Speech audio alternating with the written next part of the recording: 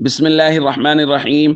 عن عبد الرحمن بن سمرة رضي الله تعالى عنه قال قال رسول الله صلى الله تعالى عليه وسلم في الحديث: وإذا حلفت على يمين فرأيت غيرها خيرا منها فأت الذي هو خير وكفر عن يمينك.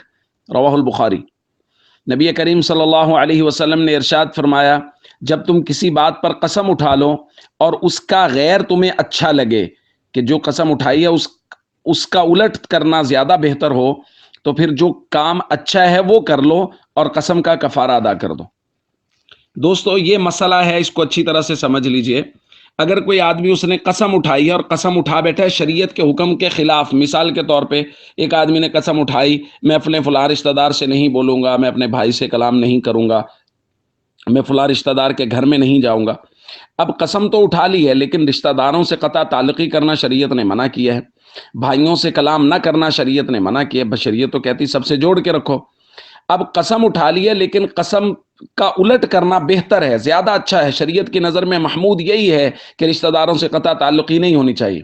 تو اب اگر غصے میں قسم اٹھا لی ہے تو اللہ کے نبی صلی اللہ علیہ وسلم نے فرمایا ہے کہ کوئی مسئلہ نہیں ہے، قسم کا کفارہ دے دو اور وہ کام کرو جو شریعت کہتی ہے صحیح اور درست اور خیر ہے۔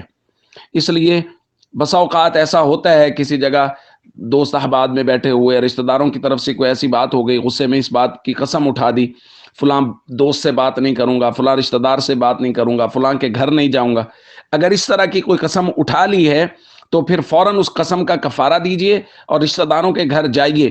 اگر کسی سے نہ بولنے کی قسم اٹھائی ہے تو قسم کا کفارہ دیجئے اور اس سے بولنا شروع کیجئے، کلام شروع کیجئے کہ شریعت کی نظر میں کسی سے قطع تعلقی کرنا یا کسی سے کلام نہ کرنا یہ مناسب اور درست عمل نہیں ہے۔ السلام علیکم ورحمۃ اللہ وبرکاتہ۔ ہمارے چینل درس حدیث پروڈکشن کو سبسکرائب کریں اور ہماری ویڈیوز کو لائک، شیئر اور کمنٹ ضرور دیں۔